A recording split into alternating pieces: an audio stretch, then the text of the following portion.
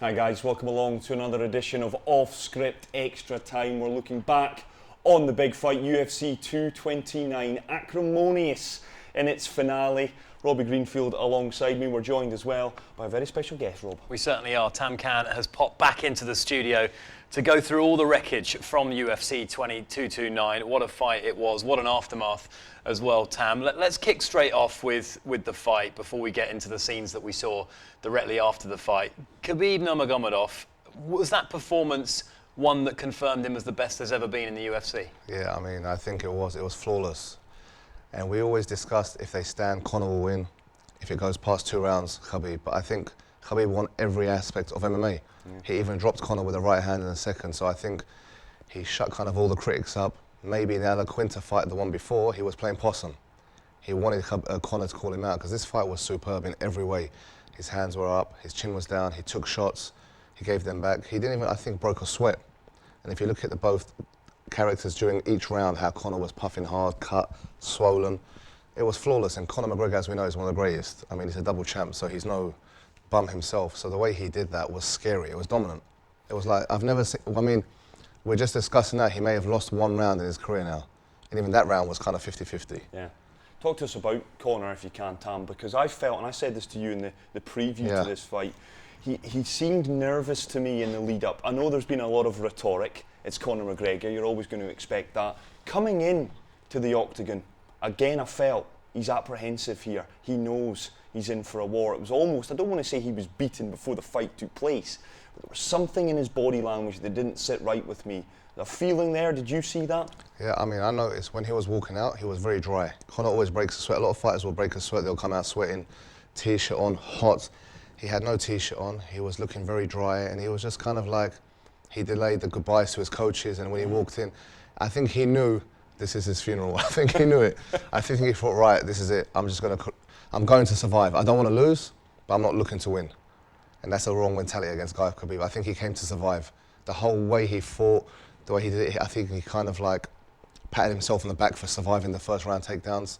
So he was looking there to like hold himself for 5 rounds rather than going out to win, and that's the wrong mentality in this game. It was interesting hearing Coach Kavanagh speak on the Joe Rogan podcast about the way they prepared for the fight, the way that the first round went to plan, the second round did not specifically go to plan. They weren't expecting the big shot and the ground and pound. But in terms of then working back into the fight, a lot of the commentary when we were in the fight, Conor was getting back into it in the 3rd round, and it was turning on its head. But the 4th round, Khabib just came in and stamped his dominance. And is there any version of a rematch that you could see Conor prevailing, winning a rematch? I mean, look, there's always that puncher's chance, but even that, Conor had no sting in his punch. It seemed like 2 years have got to him. Every punch was kind of sloppy. Khabib realised that. I think at one punch he punched him. Khabib looked to the floor, spat, and walked forward. He was kind of mocking him in the fight, and then Khabib got brave. It's given a chance of the other fighter to get his confidence. When he sees you haven't got nothing much, that's when Khabib thought, all right, I'm going to back him up now. I mean, there's always a chance, and you can always sell it because it's Conor McGregor, but 99 out of 100 times, Khabib is the better martial artist. I always said that, in a gym, any outside the gym. The only reason I thought Conor would win was the venue, the lights would get to him, the spectacle, but it didn't. It got to Conor more. And I think now you'll see Khabib even more confident, knowing his abilities, knowing he can hurt Conor. The rematch, I think, will be even more devastating. 4th round submission, that's the fight. Khabib Nurmagomedov proving himself to have no equal, 27-0 he moves to in the lightweight division. Tam, let's get to what happened in the immediate aftermath of this fight. Khabib Nurmagomedov winning, says something to Conor. We're not quite sure what, but for the first time Conor was cowered. He was silenced for whatever Khabib did say. The gum shield came out, and then Khabib launching over the octagon to get at Dylan Dennis, Conor McGregor's jiu-jitsu coach. And then it just erupts. Your reaction to it, and we're going to get to the reasons why you feel, Tam, that Khabib felt so strongly to get outside that octagon. A bad night though. I know Dana White, UFC president, has called it the most disappointing night in his career, the scenes afterwards. As a fight fan, for you, how did you look at that? Look, as a human and someone who loves the sport of MMA and who wants to promote it like we are now, it's not good for the sport technically because you want to get the other audiences, you want to get the tennis fans, the football fans, the mothers, the kids. That kind of like put a dark side on it. But let's be honest, as every man watching it on TV, as every alpha male or fight fan, it was great action. Yeah. It was like a movie. We won't deny it. If there was innocent people involved, yes, for sure. Cut the broadcast, but when you knew who it was, you could kind of clearly see on TV what was going on as well. That it was a corner man. Everyone knows who the corner men are. Everyone knows the beef behind it. And I can't, to be honest, the whole where I watched it, everyone was on their feet screaming. They were cheering more. It was just, I've never seen a spectacle in my life since Mike Tyson biting Holyfield's ear. And it was insane. Whether it was right, technically no. And it's going to put the sport a bit back internationally. It's going to kind of shine that dark light on it. But when you see the story unveil itself and why it happened and who Khabib is and who McGregor is in the build-up, everyone's defending Khabib now. Everyone's saying, it's not right, but we understand. You know? Everyone's saying we understand, and that's kind of like giving it a white flag, white pass. As people clamour to get more into the reality of sport, and there's a desperation to see behind the dressing rooms, to see what's really going on, is that not just going to hype up and amp up the interest in this particular matchup? That will sell more pay-per-views when they have a rematch. There's no doubt about it. That's just the reality of it. What transpired in the aftermath is going to generate money for the UFC and for both those fighters. Of course it is, but then where's the limit? I mean, then if you're going to do it like that, there's going to be all kinds of drama coming up. The other fighters will hit someone with a bottle. The next time, a car will run into your arena. You've got to put a limit to it, because if you kind of green light it, then we don't know what can happen. It can escalate to anything. I mean, how are they going to sell the next fight? Okay, you've got the promos. What are they going to do next? Bring guns to the press conference? Where do you go from here? So that's the problem, where you've got to kind of put a halt to it. I think maybe put some restrictions on both fighters, maybe even give them both suspensions to show you're fair. Maybe Dana White needs to really put something on both of them to say, hey, no more of this. Let's get back to the old days, a bit of smack talk, the old building ways, a bit of a push and a shove, and let's fight. Because if you don't, it could get out of hand. Well, it's interesting you say that, Tam, because Robbie and I discussed this on our radio show, off script, extra time. We were discussing this. We had a deluge of people who had an opinion on this, because I was putting out there that there needs to be more governance. Dana White afterwards was given ample opportunity by the press boys. Do you take any responsibility for what we've just witnessed out there? Do you have any regrets on how the press conference unfolded in the build-up to the fight? He said no. What on earth? It's the fight game. But is it? Is it acceptable that Conor McGregor goes into the trenches, xenophobic connotations, racist connotations? He's attacking Khabib's dad. Is there not a limit there, or is that the world that we live in? They should be, but it's that kind of, it is the world we live in as well. It's that kind of time, and these topics are very touchy now. So if you delve into them, you're going to get exposure, whether it's negative or positive, straight away. It's going to make headlines, and we can blame Conor all we want. Everyone's to blame, from Conor to Khabib to Dana White, but Conor's doing this because he's allowed to. So why stop? If Conor comes in a press conference and says what he wants and gets away with it, and everyone's laughing, he's thinking, okay, I'll do it again. I don't think he went with the intention of thinking how deep it will go. I think he thought it's another Aldo, another he's got into his Dos Anjos, but he didn't realise this guy's waiting. This guy's sitting there, he's going to take this serious. No, I think the world didn't realise. Now they do. I think bar three of us or some of the people who are real journalists in this industry, no one even knew where Dagestan was. Now the world knows. So I think they need to come, like you said, they need a sanctioning body. They need an external company, maybe like you have in the NBA or the Premier League, who can come in, implement sanctions and say, listen, there's guidelines now. Because if not, like I said, it could get much worse. And this, especially this little rivalry between these two guys, I can see some really serious repercussions. Conor not exactly shy and retiring on his Instagram post when he came out. He tweeted, "Good knock, look forward to the rematch," and then he posted a photo with his proper 12 whiskey, just saying that we lost the match. We won. What did you interpret that? How did they win the? What was it? We lost the battle, but we won the war. We lost the match, but we won the battle. That's right. So the war will go on, or. It was an interesting way of looking at it. I think he's looking for the rematch. Maybe he's saying we enticed them. Maybe he believes he stood off against three guys in the cage. You never know how Conor's thinking, but the comments after that you have to read. If you wanted some fun, if you're bored on the afternoon, have a look at the replies. There's been a lot of creative people who've come up with some videos. Some of the memes going around, they're hilarious, and obviously we know what happened that day. I think Khabib, how does Conor come back from this against Khabib? I mean, what can he say in the next press conference? Khabib totally showed he shut him up inside and outside the ring. Whether it's right or not, we can't say. But Conor said he was a bum, he was a rat, he was going to maul him. He said all this sort of stuff, you know, and he was famed for being Mystic Mac, to call predictions accurately. He called Jose Aldo, he called Eddie Alvarez as well. Totally accurately predicted that.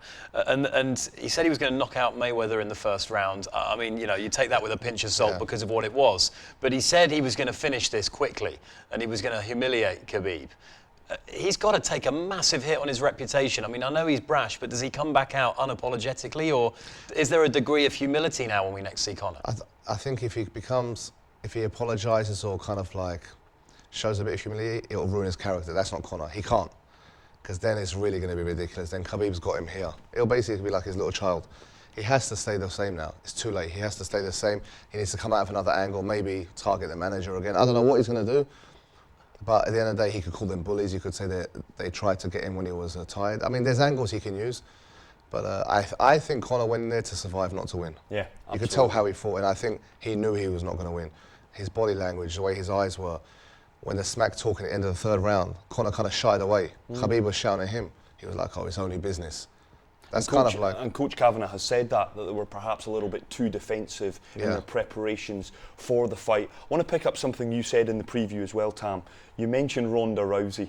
Now, Ronda Rousey and Conor McGregor in the same sentence can only mean one thing. You said if Conor loses, he's in danger of going down the route. If he loses dominantly, and he did. Let's be frank. The nonsense that went off afterwards has actually masked the fact that Conor was given a bit of a lesson in there. What it has done, though, it ensures that his next fight, he needs to win it. Because if he loses his next fight, the Conor McGregor charade, call it what you will, is over. It truly is. I mean, he's lost 3 in the last 5 fights. If you really take a look at his record.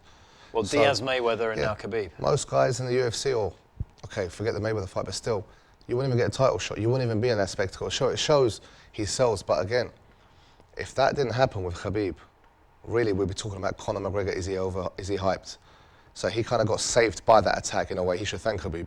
Because like you said, take away the Khabib attack. If he would have just won, slapped him or said some bad words and just put his hands up in the middle of the ring with a belt, all the journalists will be talking about now, Conor just looked ridiculous against him. Is Conor good? Is Conor even what he said he was? Can he beat Khabib? No chance.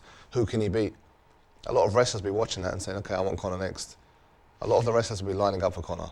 Well, we caught up with a legend of MMA, one of, if not the foremost journalist in the world of MMA, Ariel Helwani. Wanted to get his thoughts not only on Dana White, Conor McGregor, UFC 229, but whether UFC needs more governance. And this is what he had to say. It's hard for me to say if a line was crossed because I'm not the one who's being talked about, but clearly Khabib felt like this had become way too personal. The thing about Conor is that I believe that he subscribes to the notion all's fair in love and fight promotion, and anything goes. And you've seen that not only in the build-up to this fight, but in some of his other fights as well. And for someone like Khabib, who's deeply religious, who's very close to his family, who's very proud of where he's from, I think he did not appreciate some of the things that Conor said. So, I tend to agree with Conor in the sense that, like, look, these guys are fighting in a cage. They're building a fight. They may hate each other. They may not. They're trying to make money, whatever the case may be. I don't know if it's necessarily for me to say that a line was crossed, but clearly for Khabib it was, and I think that's why he snapped on Saturday. You said, I noticed that it was inevitable the UFC would sell or use that brawl to sell a rematch. Is that acceptable, do you feel? I think it is acceptable in the sense that it happened, and it is part of their story. And Dana said this about the bus incident itself. But the problem is that when you come out and say this is disgusting, this is the darkest day, et cetera, and then you use it ad nauseum. I understand that in the moment maybe he's a little emotional, but you can't claim in one breath that it's disgusting and it's reprehensible and all these things, and then use it, to capitalize on the feud and the fight. And I think that is what rubs people the wrong way. And so I have no doubt that in the moment, everyone involved in the UFC were disappointed, and they would have preferred that it did not escalate to that level. I also have no doubt that there are, ideas in all the executives' mind as to how to sell the fight, and I have no doubt that they will use this footage to sell the fight because it happened. It would be, it would be more shocking if they didn't use it. I would just prefer if they're, if they spare us the sanctimonious rhetoric that, this is such a dark day, when we all know that they are going to use it in the near future. The comments that Conor made, and you say that, and it was interesting to see in the octagon itself, that clip of him telling Khabib mid-fight that it was just business, using politics, using xenophobic references, the things he said about his father, the Dagestani culture, all that sort of stuff. Is that something you can regulate, do you feel? Could the UFC intervene to say, listen, if you say X, Y, and Z, if you make it political, if you make it deeply personal, if you attack a man on his religious grounds, then we can, impose sanctions on that? Or do you feel like their place is just to shrug and say it's the fight game? Yeah, I think the latter is more likely. Conor is such a big star. I mean, this is not even close to what you're discussing, but even the fact that the guy is not the champion, and honestly, he's bigger than the belts. He doesn't need the belts, but he's not the champion. They stripped him of the belts, and yet they're assisting in giving him titles to, stand around with and take photos. Conor does whatever he wants. He's the most powerful man in the sport, and that includes anyone in the UFC. And so who is going to tell him what to say and what not to say? I think there's a line somewhere, but I don't think that in their mind he's anywhere near that line, because they didn't punish him for what happened in Brooklyn. They didn't punish him for anything that was said. And I think that to a degree, like, he should, he's a prize fighter. And if you're gonna have him, trot him out there to do media and things like that, you just have to let him make his own bed. I don't think it's the UFC's role, nor do I think they want that role to be, the judge and jury of what's right and wrong, the PC police, if you will. Because we have to remember, the UFC and Dana White in particular, they're not overseeing the sport. They're not a commissioner or anything like that. They're owners. They're promoters. They're trying to make money. If someone, who's ranked 40th in the light heavyweight division did the things that Conor and Khabib did, I have no doubt in my mind that they would have been cut on the spot. But in life, when you're a big star, when you're important, when you're popular, you get to play by a different set of rules, and this is no different than what is seen in offices and corporations across the world as well. Last one from us, Tam. You've had Floyd Mayweather in town. I know you've been doing bits and bobs with Mr. Mayweather. Khabib, could we see him in Dubai in the not-too-distant future? For sure, inshallah, that's the plan. I think now, I did an interview recently, and for me, I think he's a Muslim icon, a sports icon now. Yeah, I know we have the Mo Salahs and the Mo Farahs, but I had people on Facebook, all social media, girls who you wouldn't even know what UFC stands for, posting Khabib. It's gone viral. I mean, it's on all the news networks. Everyone's like seeing these videos, how humble this guy is, how he broke out. And he's got a huge fan base now. Because Conor, he's like Marmite. You either love him or hate him. We like him as fans, but he's kind of those characters. You can't understand him unless you're into the sport. So Khabib's come as this gentle guy, quiet, Muhammad Ali kind of esque, but he's a killer in his way as well. So, yeah, I think it's a time to do a little tour in the Middle East. I think this guy is just an amazing kind of like ambassador for the sport. A little bit what he did was wrong, but he kind of came out straight and apologized. He said, look, I'm sorry to Las Vegas and the Nevada State, but this guy did this. And even his father didn't defend his actions on Russian TV. He said this is wrong. So they're kind of like a very humble kind of family. People like to see that, We'll watch this space on Khabib Nurmagomedov coming right here to Dubai. Tam Khan, always a pleasure, my man. Thank you very much. Looking forward to previewing UFC 230. Robbie Greenfield will be back alongside myself off script every weeknight on Dubai 103.85 until 8 p.m. From ourselves here in our studio down here at Blaze. That is it. We will be back, though, I promise you. UFC 230 just around the corner.